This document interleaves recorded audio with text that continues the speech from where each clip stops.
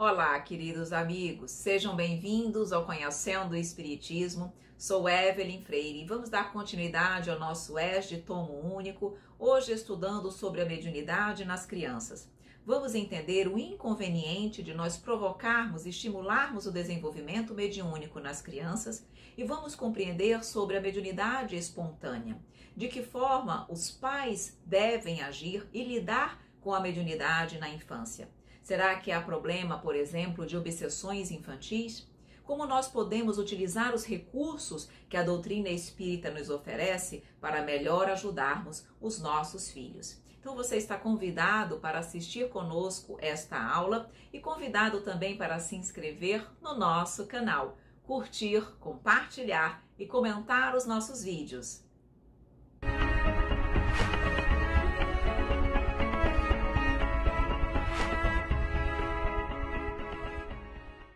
Olá, queridos amigos, muito bom estarmos de volta aqui no nosso ES de Tomo Único, hoje estudando sobre a mediunidade nas crianças.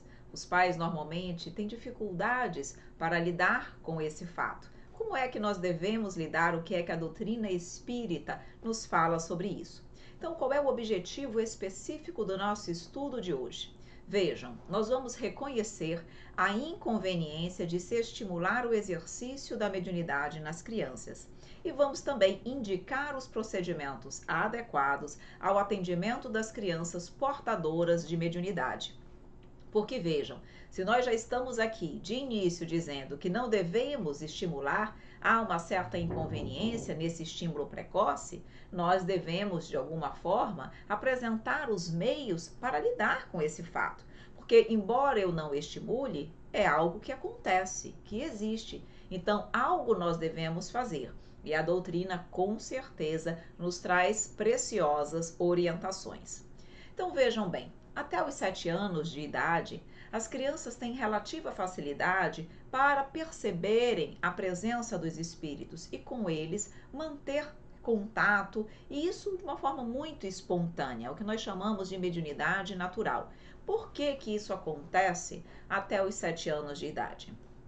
Vejam, as crianças, como elas estão dentro dessa faixa etária há muito pouco tempo encarnadas, é como se elas tivessem um pezinho na espiritualidade e um pezinho no mundo material. E em função desse pouco tempo no mundo material, eles se relacionam facilmente com a erraticidade, com aquilo que eles vivenciaram enquanto estavam no mundo espiritual. Então, em decorrência disso, eles podem perceber os espíritos, ver os espíritos, conversarem com eles. Mas vejam, isso não significa necessariamente que as crianças tenham mediunidade ostensiva. Não. Aquele espírito, eu não posso afirmar que aquele espírito é um médium ostensivo e que vai desenvolver a mediunidade durante toda a sua existência reencarnatória. Normalmente, quando chega aos 7 anos de idade, a mediunidade ela começa a ir lentamente desaparecer, ou pelo menos ela é suspensa, tá? Por que que acontece isso? Porque a criança já está há mais tempo encarnada e ela começa realmente a se ocupar mais das coisas do mundo material e aquela conexão inicial que ela tinha com o plano espiritual vai cedendo, tá? E caso ela seja realmente um espírito que veio para desenvolver a mediunidade ostensiva, essa mediunidade ela pode voltar na fase da adolescência. Ali sim, a criança pode realmente, ao crescer, adquirir conhecimento, ter a oportunidade de estudar, ela pode ter aquela faculdade mediúnica voltando para si, caso ela venha realmente a ser médium ostensivo. Se não, a mediunidade desaparecendo ali depois dos 7, 8 anos, ela não retorna mais, certo? Então vejam bem o que nos diz aqui também no nosso slide. Quando começa a mencionar a presença no lar de pessoas que ninguém percebe, a não ser ela própria. Isso é muito comum, os chamados amiguinhos invisíveis.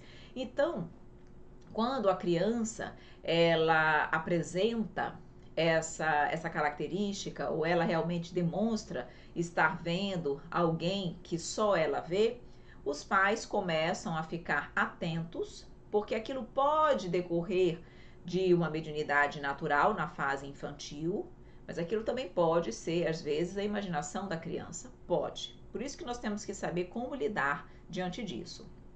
Vejam, cerca de 15 a 30% das crianças entre 3 a 10 anos têm companheiros imaginários. No livro O Mundo da Criança, das psicólogas Daiane Papalha, Sally Wendicott Olds e Ruth Feldman, nós podemos ter essa informação. Muitos consideram essas relações como meras fantasias infantis. Será que isso é imaginação das crianças? Apesar destas fantasias existirem, sendo situações importantes para a criança e que devem ser objeto de estudo do psicólogo e do pediatra, há também percepções espirituais claras e bem definidas. Diálogos lúcidos contendo informações comprovadamente desconhecidas pela criança. E essas visões podem ser fantasia, podem ser formas pensamento, lembranças de vida passada ou vidência de espíritos. Então vejam bem, o fato da criança relatar essas percepções não significa dizer que ela esteja vendo espíritos. Primeiro ponto, pode ser que sim, pode, mas isso não, eu não posso afirmar quando ela nos diz algo nesse sentido, porque ela pode estar fantasiando, pode ser a mente dela que está criando aquele ambiente, pode. O que é formas pensamento que nós colocamos? Vejam, quando nós estamos estudando a doutrina espírita, nós já comentamos sobre isso. Os nossos pensamentos, eles no plano da erraticidade, eles não são apenas ideias. Eles são, na verdade, formas, ideias que se materializam e podem ser visualizadas pelos espíritos. Os nossos pensamentos, eles criam forma e os espíritos podem saber aquilo que nós pensamos por aquelas formas, pensamentos que, de alguma forma, transmitem os nossos pensamentos, o conteúdo das nossas ideias. E essas formas, pensamento, podem ser observadas pelas crianças. Mas, Evelyn, como se elas estão encarnadas? Vejam, nessa fase, elas não têm ainda uma ligação muito grande com o plano espiritual? Tanto é que elas veem os espíritos com mais facilidade? Se elas veem os espíritos, elas têm condições também, eventualmente, de perceberem essas formas de pensamento. E, além disso, pode significar lembranças de vidas passadas, como elas estão ainda conectadas com o plano espiritual, e no plano espiritual nós acessamos as nossas vidas passadas, essas ideias ainda podem se apresentar vivas na memória das crianças, e elas podem visualizar isso e dizerem que estão vendo aquelas imagens. Mas também pode ser vidência de espíritos. Como eu vou saber o que de fato é? Com a observação, vendo os depoimentos da criança, como acontece, o que ela diz, aquilo que ela está vendo, eventualmente é uma pessoa, é alguém, o que essa pessoa diz, enfim, analisando. Já sei que podem ser essas situações. À medida que eu estiver vivenciando a situação, eu vou observar, analisar, e aí eu terei mais condições de compreender o que de fato está acontecendo. Mas a relação da família para com as crianças nem sempre é positiva, nem todos reagem de uma forma saudável e nem todos reagem da mesma forma. Há pais que tratam com muita naturalidade, outros já veem nisso um perigo, já ficam tensos e realmente sem saber como agir, sem saberem como agir. Então vejam, essa reação nem sempre é tranquila. Muitos se preocupam, ficam aflitos, supõem que os filhos sejam portadores de problemas psiquiátricos. E vem o espiritismo aí com as suas luzes, com o seu entendimento, com o esclarecimento que ele traz para todos nós, acalmar o coração dos pais. Então vejam, o que fazer? Primeiro, devem conversar sem alardes, a fim de se inteirarem sobre o que sentem ou veem, sem supor que estejam mentindo. Ou seja, chamar os nossos filhos para conversar. Perguntar de uma forma muito delicada, claro, dentro da faixa de conhecimento das crianças, procurar entender o que eles estão vendo. Perguntar sem parecer que é algo errado, porque as crianças precisam se sentir estimuladas. Se elas perceberem que nós estamos achando que elas estão mentindo ou que é algo errado, elas vão se retrair e elas não vão contar. Então, perguntar com naturalidade, para que as crianças contem como elas contam as coisas naturalmente. E a partir daí, vejam, já estou começando a colher informações. Não devo negar ou afirmar que a criança não está vendo. Ela vai acreditar ser anormal, louca. Se a criança diz que vê e eu digo você não está vendo, e nós, na condição de pais, temos uma certa autoridade, temos em tese um saber maior.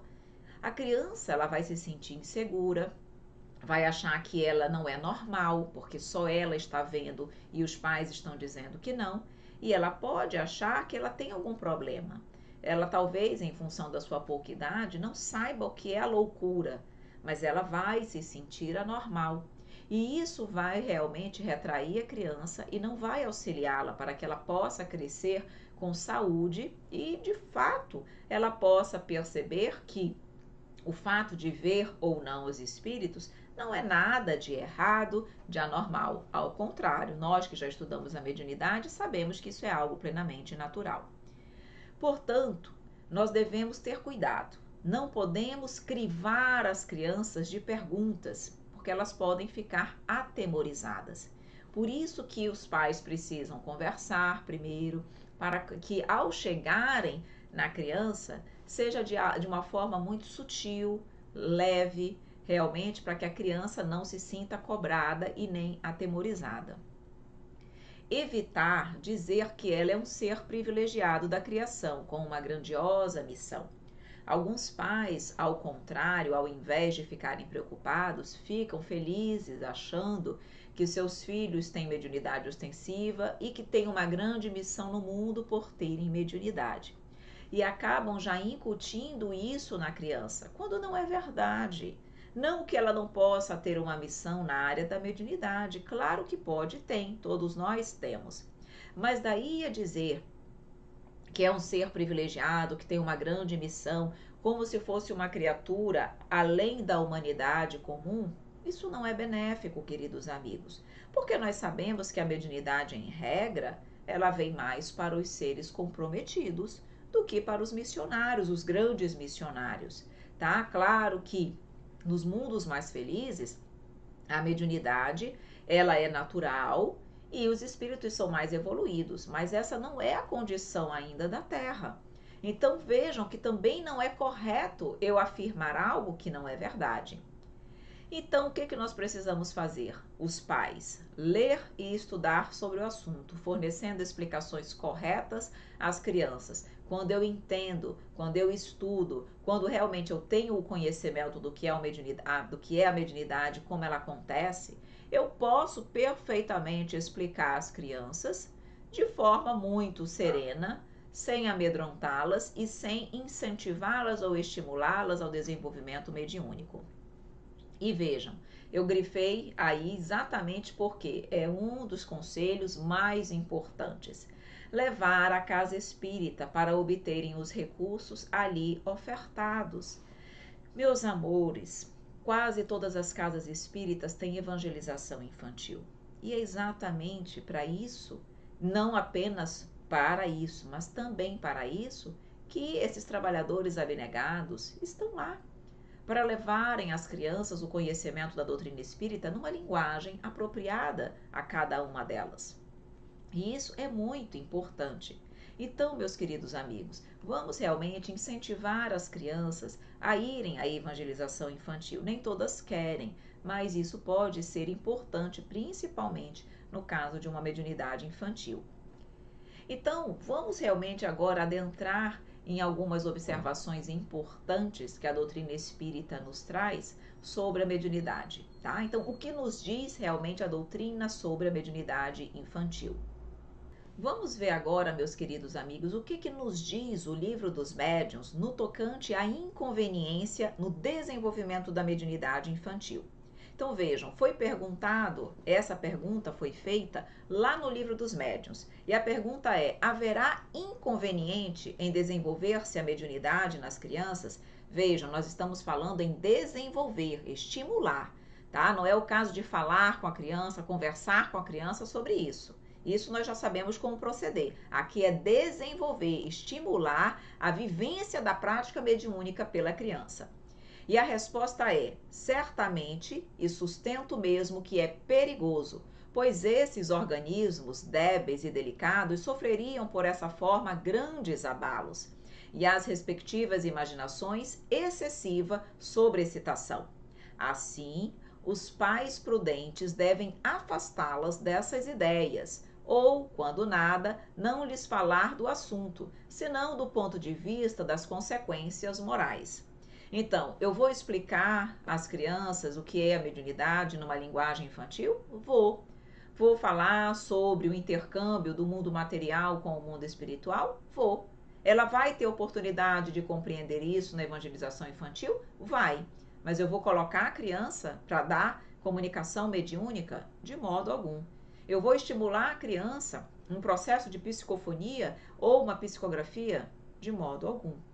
Eu não devo estimular esse desenvolvimento, não na fase infantil, tá? Então, não confundir, não é não falar, não é negar, é apenas não estimular o desenvolvimento mediúnico.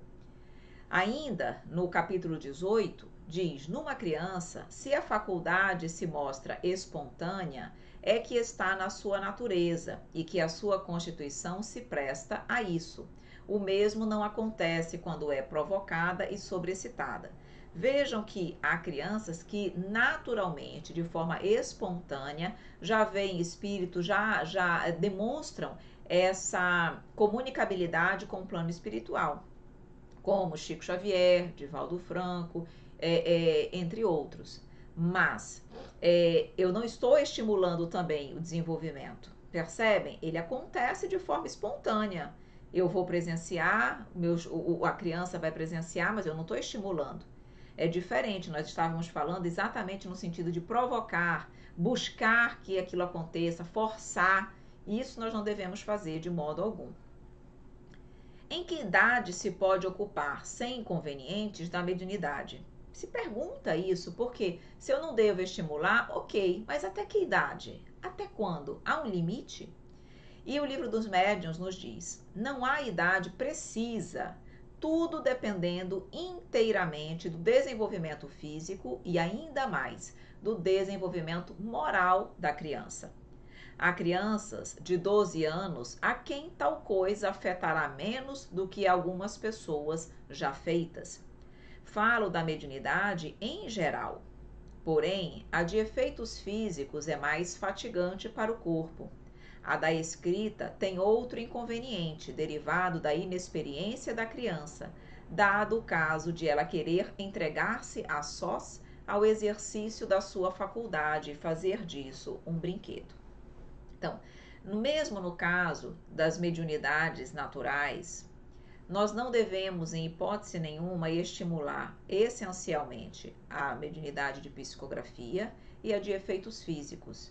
De efeitos físicos, há um desgaste orgânico muito grande. A mediunidade de efeitos psicográficos, a criança às vezes nem tem condições, nem sabe ainda escrever direito, tá? Então vejam que qual seria o objetivo desse tipo de estímulo, certo? O fato da criança, se ela estiver vendo e o espírito der alguma mensagem, ou falar para ela e ela reproduzir, é diferente, nós não estamos estimulando, tá? Então vejam, não tem como nós dizermos de uma forma pronta e acabada em que idade a criança pode desenvolver ou que a pessoa pode desenvolver.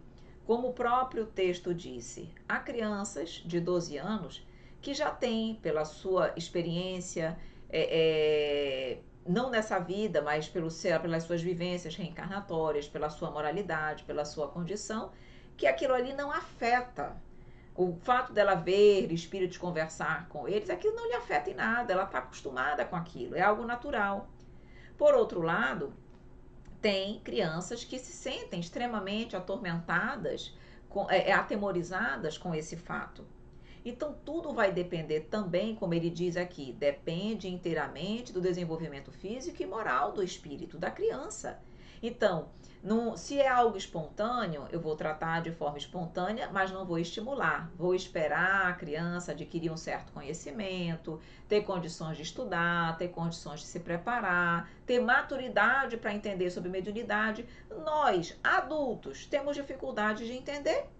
Temos que estudar, o que dirá as crianças. Então, é claro que nós temos que ter esse cuidado, mas isso não significa que, se acontecer de modo espontâneo, eu não vou falar, não vou explicar o que é, não vou tratar aquilo ali como se fosse algo sobrenatural. Não, vou tratar de forma natural. Então, diante disso, nós percebemos dois aspectos muito importantes no tocante à mediunidade das crianças. No primeiro ponto, inconveniência de se estimular o exercício da mediunidade na fase infantil. Estimular, provocar, querer que a criança desenvolva. Isso não. Mas tem um segundo aspecto, que é quando a mediunidade se apresenta de forma espontânea. E aí, nesse caso, não há estímulo, não há sobrecitação. É algo natural e espontâneo, certo? Então, dois aspectos ficam evidentes no que diz respeito à mediunidade nas crianças, vista sob a ótica da doutrina espírita. E são justamente esses dois pontos que nós abordamos. No tocante à inconveniência e perigo no estímulo ao exercício da mediunidade, vamos aprofundar um pouquinho esse tema. Vejam, se o exercício da mediunidade requer do próprio adulto disciplina, sintonia com os espíritos superiores, meditação constante, estudo sério e continuado, como exigir que a criança, incapaz ainda de tantos rigores, a exercite de modo adequado? Ela não vai ter condições de estudar a mediunidade como é necessário para bem desenvolvê-la e para bem exercê-la. E a criança não tem nem entendimento para isso. Não é porque talvez ela não queira. Talvez ela não queira, mas ainda assim, mesmo que ela quisesse, ela talvez sentisse dificuldade, porque a maturidade vem com o desenvolvimento dos órgãos. Educar a mediunidade tem o sentido de colocar-se na dependência magnética, mental e moral de espíritos dos mais variados níveis evolutivos. Sendo a criança inexperiente e possuindo um organismo frágil, fica necessariamente exposta aos efeitos de uma aproximação obsidiante. Se um espírito que não tivesse uma boa índole se aproximasse da criança, ela não teria condições de se prevenir, de se proteger pela sua imaturidade, pela sua ingenuidade. Então, tudo isso é algo que pode acontecer. Quando se desenvolve a mediunidade, você não traz ali, você não permite um intercâmbio ou você não sente a aproximação só de espíritos luminares, evoluídos. Ao contrário, a maioria dos espíritos são espíritos mais imperfeitos, considerando a psicosfera que a Terra tem e apresenta. Então, imaginem as crianças num processo desse. Como elas poderiam, na verdade, ficarem extremamente perturbadas e influenciadas por esses espíritos. Ainda, lá no Livro dos Médiuns, no item 222, diz: a prática do espiritismo demanda muito tato para a inutilização das tramas dos espíritos enganadores, que nós sabemos que tem mistificação, né? Nós temos aí muitos espíritos que vêm realmente enganar, e as crianças, coitadas, elas ainda são pequenas, elas não sabem ainda perceber essas nuances no comportamento da criatura. Então, se estes iludem a homens feitos, claro é que a infância e a juventude mais expostas se acham a serem vítimas desses espíritos. Então, olhem aí o perigo que nós estaríamos colocando os nossos filhos se estimularmos, provocarmos o desenvolvimento da mediunidade nelas. Sabe-se, além disso, que o recolhimento é uma condição sem a qual não se pode lidar com espíritos sérios. Então, será que elas teriam condições de se proporcionarem esse recolhimento, esse estudo, essa concentração necessária para que elas estivessem só em contato com os espíritos sérios? Muito difícil. As evocações feitas estouvadamente por gracejo constituem verdadeira profanação que facilita o acesso aos espíritos zombeteiros ou malfazejos. Ora, não se podendo esperar de uma criança a gravidade necessária a semelhante ato, muito de temer é que ela faça disso um brinquedo, se ficar entregue a si mesma. Vejam, a criança, pela sua própria característica, ela gosta de brincar. E ela pode, muitas vezes, ver naquele ato, naquela situação, de ver os espíritos e conversar com eles, algo que lhe agrade, como se fosse uma brincadeira. E ela pode acabar chamando, evocando esses espíritos, que às vezes ela nem sabe que está nessa condição, enfim, em função da sua ingenuidade, evocar esses espíritos. E aí, olhem o problema, a armadilha que a criança se coloca, porque pode acabar vindo espíritos que não são bons e realmente se servirem dela para coisas que não são positivas. E ela, em função da sua pouca maturidade, facilmente pode ser ludibriada. Então, realmente não devemos agir dessa maneira. Mas, embora, como nós já sabemos, nós não devamos estimular isso nas crianças, é possível que várias tenham a mediunidade de forma espontânea. Vamos entender um pouquinho como essa espontaneidade acontece e como, na verdade, os pais também devem lidar em relação a isso. No caso da mediunidade espontânea, está na sua natureza e a sua constituição física se presta a isso. Assim, o que é natural tem um motivo a mais para ser tratado com naturalidade. Se as crianças apresentam isso com naturalidade, se realmente é mediunidade, ou seja, passa-se dos 7, 8, 9, 10 anos e as crianças continuam apresentando a mediunidade, é porque é algo natural, é porque o organismo delas foi preparado para isso e é porque assim tinha que ser. Porque elas poderiam ter a sua mediunidade suspensa ali dos 7, 8 anos e retornar só na fase da adolescência, ou na fase adulta, ou na terceira idade, enfim, poderia voltar mais no futuro. Se isso não aconteceu, se não houve a suspensão da mediunidade e elas continuaram a desenvolver e a demonstrar o fenômeno, a faculdade, na verdade, é porque assim tinha que ser, é porque isso estava previsto no planejamento reencarnatório delas, tá? Então aí cabe realmente aos pais a necessidade daquilo que nós já vimos, de estudar, de compreender, para bem orientar as crianças durante esse processo. Então, nota que a criança que tem visões geralmente não se impressiona com estas, porque é tão natural para elas que elas já nem se impressionam, que lhes parecem coisa naturalíssima, a que dá muito pouca atenção e quase sempre esquece. Mais tarde, o fato lhe volta à memória e ela o explica facilmente se conhece o espiritismo. Então, quando é algo natural, a criança nem se espanta. Ela vê, depois esquece, aí ela comenta. Se já tiver o conhecimento da doutrina espírita, ajuda bastante, mas é algo tranquilo, tá?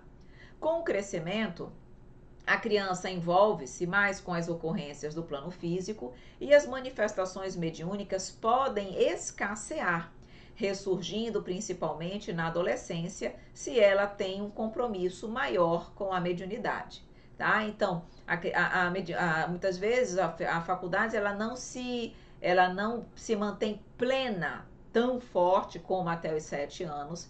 Ela pode escassear um pouco, talvez não totalmente, mas ela volta de uma forma mais ostensiva ali na adolescência, tá? Como ele diz aqui, o livro diz, se ela tem um compromisso maior com a mediunidade, claro, ela vai voltar. Se não tiver esse compromisso, ela vai escassear e depois não retorna. Aqui nós trazemos o exemplo de Chico Xavier. Chico Xavier tinha mediunidade espontânea. Desde cedo ele via a sua mãezinha. Tá? Lá no livro Lindos Casos de Chico Xavier, de Ramiro Gama, consta exatamente que ele era, nós já sabemos disso, quem teve oportunidade de ver o filme também identificou, que ele depois que a sua mãezinha morreu, ele acabou ficando com com uma madrinha que o maltratava, e ele via a mãezinha dele em espírito, e ela disse que ela mandaria, ele pediu ajuda, ela disse que mandaria um anjo para ajudá-la. E quando o seu pai teve a oportunidade de se casar de novo e a sua nova esposa pediu para reunir os filhos, quando ela conheceu Chico, ele, muito feliz, a abraçou e a perguntou se ele sabia quem ela era. E ele dizia: sim, né? A senhora é o anjo bom de que minha mãe já falou. Então nós percebemos que desde cedo ele já tinha realmente a capacidade de visualizar, de perceber os espíritos, e isso continuou sempre. Ele não teve a sua mediunidade interrompida. Para ele era natural, para ele era espontânea, e ele lidava com isso de uma forma muito tranquila e natural, tá? Então, de uma forma, agora para nós fazermos um resumo um pouquinho sobre esse tema, vejam, inconvenientes e perigos da mediunidade nas crianças. O desenvolvimento é muito perigoso, tá? Os organismos são fracos e delicados, a imaginação pode ficar superexcitada, precisamos dar-lhes o ensino moral, perigo da inexperiência, porque em função de serem ainda pequenos, acesso a espíritos zombeteiros ou malvados. Nas crianças, médiuns naturais, a mediunidade ela está em sua própria natureza, a sua constituição ela já é adequada a esse tipo de faculdade, as visões lhes parecem naturais, quase sempre as esquece, e se conhecem o espiritismo, elas explicam os fatos ainda com mais naturalidade, certo? Então, nós trouxemos aí um resumozinho dos nossos slides anteriores. Agora vamos abordar um pouquinho a questão dos espíritos protetores, porque as pessoas perguntam, mas será que as crianças não têm os espíritos protetores que as ajudam, que as auxiliam durante esse processo para evitar que as crianças vejam espíritos maléficos ou ruins? Então vejam, todos temos um espírito protetor, e a criança é, desse modo, resguardada pela influência benéfica e controladora dos espíritos protetores. Nessas circunstâncias, não há o que temer, cabendo à família, em primeiro lugar, demonstrar tranquilidade e confiança nos desígnios superiores, facilitando assim a intervenção benéfica dessas entidades. Nós estamos ainda aqui abordando no tocante à mediunidade natural e espontânea. Como essas crianças já vieram com essa condição de apresentarem essa mediunidade espontânea desde cedo, é claro que os espíritos protetores que todos nós temos, todas as crianças têm, todas as pessoas têm, mas nesse caso os espíritos protetores estão junto a essas crianças, realmente o que? Auxiliando, amparando, fortalecendo a criança durante aquele processo. E isso é necessário exatamente por quê? Porque como nós vimos, a criança, por mais que ela tenha vindo preparada para isso, é uma criança. Então, os espíritos protetores vão estar sempre próximos a essas crianças, auxiliando-as nesse processo. Elas vão continuar percebendo o plano espiritual? Sim, mas na medida do possível, algo com mais suavidade, algo que não traga temor, desequilíbrio emocional aos pequeninos. Nós vamos também abordar um pouquinho acerca dos problemas mediúnicos que podem ser apresentados pelas crianças. Então, é oportuno considerar, no entanto, que mesmo espontânea, nem por isso a faculdade mediúnica nas crianças deixa de ser, em muitos casos, dolorosa e preocupante. Em várias épocas da humanidade e nos 4 cantos do mundo, há notícias de famílias atormentadas pela presença de espíritos que se manifestam aos pequenos na mais variada forma, pelos diversos tipos de mediunidade e com os mais diferentes objetivos e intenções. Vejam, por que isso acontece? Isso certamente não acontece por acaso. Se há crianças com mediunidade espontânea que não participam, não vivenciam esses problemas mediúnicos, e há outras crianças com a mediunidade natural e espontânea que vivenciam, então nós já podemos perceber que há uma necessidade para cada situação. Claro que nós podemos considerar como um processo expiatório, no caso dos problemas, das visões que são ruins e desequilibrantes para as crianças, certamente. Evelyn, por que isso acontece? Porque é necessário. Deus não quer a dor, o sofrimento de ninguém. Nós já não sabemos disso. Então, se aquela criança, desde cedo, mesmo com pouca maturidade e entendimento, já passa por isso, é uma necessidade do espírito dela. Vai exigir mais dos pais? Vai. Vai, os pais vão precisar se dedicar, dar mais atenção, mais orientação, mais orações, tudo isso, com certeza absoluta. Em situações como essa, às vezes é uma necessidade da criança, com certeza, mas também pode ser uma necessidade da criança e dos pais, porque os pais acabam sofrendo junto com os filhos nessa condição. A situação é delicada para todo mundo, percebem? Então, muitas vezes, por necessidade de aprendizado, isso pode acontecer. Aqui nós trazemos, inclusive, um depoimento de Ivone Pereira, que está no livro Recordações da Mediunidade. Ela, assim como Chico, como Divaldo, ela também, desde cedo, ela já visualizava e percebia o plano espiritual. Então ela diz assim: em verdade, já por essa época, eu não passava de uma criança infeliz, pois o sofrimento me acompanhava desde o nascimento e eu sofria não só a saudade da minha existência anterior, que ela lembrava, como ainda a insatisfação no ambiente familiar, que eu estranhava singularmente. Efetivamente, grandes provações e testemunhos, lágrimas ininterruptas, sem me permitirem um único dia de alegria neste mundo, se sobrepuseram no decurso da minha presente existência.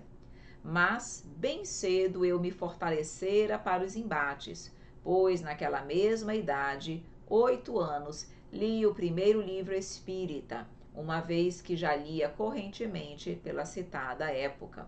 Ela, na verdade, ela era atormentada, inclusive um dos irmãos dela, ela lembrava e visualizava de existências passadas, era um espírito que não gostava dela, maltratava. Quando eles estavam em desdobramento pelo sono, ela e aquele irmão, ele batia nela em estado de desdobramento, afligia-lhe sofrimentos nesse estado. Então, ela, imagina, ela acordava, uma criança acordava realmente agoniada com aquela situação, era uma situação difícil. Então, tinha algo nesse caso para ela de expiação? Tinha, era algo que ela com certeza precisava passar em função de atitudes, necessidade de crescimento por conta de situações vivenciadas num pretérito. É o que nós dizemos aqui. Por que acontece? Por que ocorrem obsessões, então, na infância?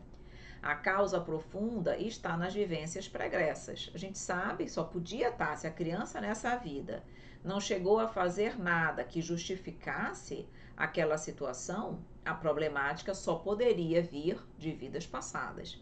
Então, cada individualidade renasce em ligação com os centros de vida invisível dos quais procede e continuará, de modo geral, a ser instrumento do conjunto que mantém suas concepções e pensamentos habituais.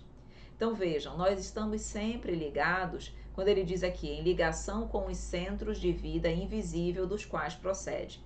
Nós estamos conectados com o nosso passado.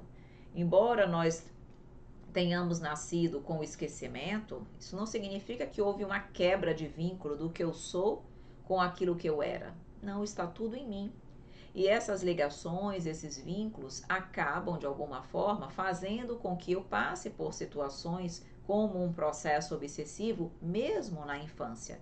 E é muito doloroso para todos, mas é certamente um grande aprendizado. E o que fazer, Evelyn? Buscar Jesus, buscar evangelho no lar, buscar a orientação dos filhos, buscar a mudança de postura, buscar o crescimento, certamente buscar o crescimento espiritual. Então, é claro, há sempre também a se considerar fatores predisponentes à sintonia e ao assédio. O que acontece? As crianças, às vezes, elas não sabem como isso se processa. pela sua idade, pelo seu pouco entendimento. Mas nós estamos sempre e estaremos sempre ligados àqueles espíritos que passaram pela nossa caminhada evolutiva, que essa caminhada, essa passagem pode ter sido positiva e cria a sintonia positiva, mas aquilo ali também pode ter decorrido de uma situação ruim, de briga, de ódio, de mágoa. E aquilo ali cria uma sintonia, certamente, porque normalmente os espíritos eles ficam ligados por aqueles fios de desunião, aquele laço que liga os espíritos. E aí, mesmo estando um encarnado e outro desencarnado, há uma sintonia, há um link entre aqueles espíritos. E aí acaba favorecendo o assédio. Mas é como nós dissemos, é sempre uma oportunidade de progresso, porque através, ou por meio, ou por causa dessa obsessão, as pessoas vão buscar a sua espiritualização, vão buscar Jesus e vão crescer. No livro Trilhas da Libertação, também tem uma informação, uma contribuição sobre esse tema muito bom.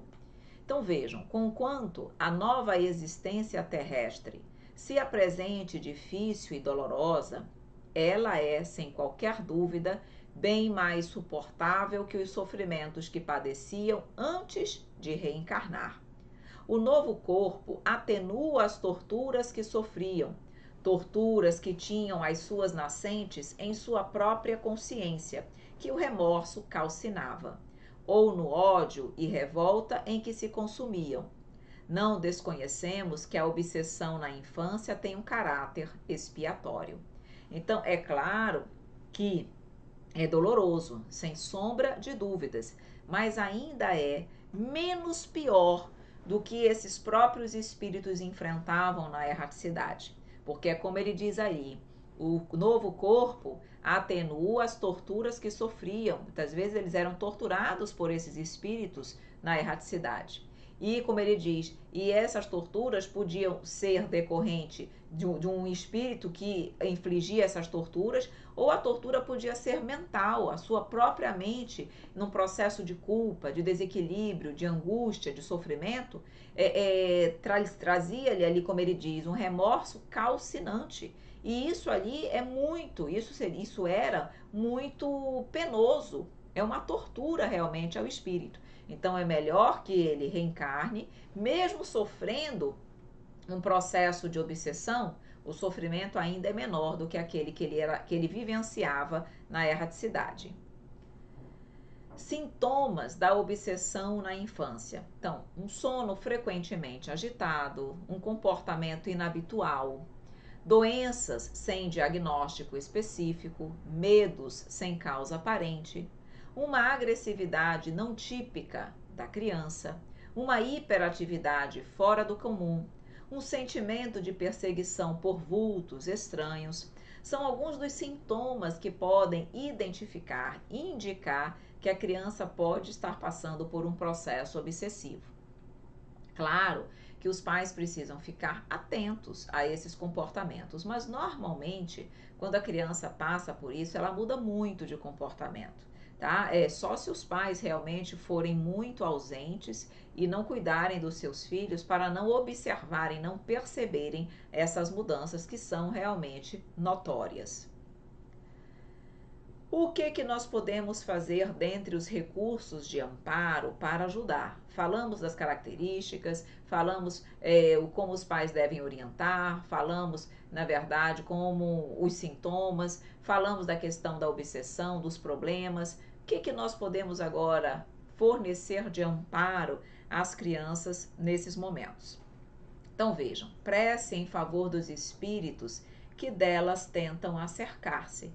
Lembrar que esses espíritos são nossos irmãos e que por mais que eles estejam momentaneamente, temporariamente no mal, são seres como nós e que uma hora também vão despertar para Jesus e vão buscar o amor. Então, se nós pudermos orar por eles para que eles possam sair daquela condição, isso vai ser muito bom. Lembremos que o ódio levou esse espírito ou esses espíritos e a criança à condição onde eles se encontram hoje. E para sairmos dessa situação, só o amor. Então, se o ódio os levou até aquela condição, para sair dela, não é mais o ódio, só o amor. Passes ministrados por companheiros responsáveis, frequência às aulas espíritas de evangelho, a fim de que possam, a pouco e pouco, irem assimilando noções doutrinárias compatibilizadas com a sua idade. É igualmente importante para o equilíbrio dos familiares e da própria criança a oração em conjunto no lar, com o objetivo de reunir a família em torno dos ensinamentos evangélicos, à luz do Espiritismo e sob a assistência dos benfeitores espirituais.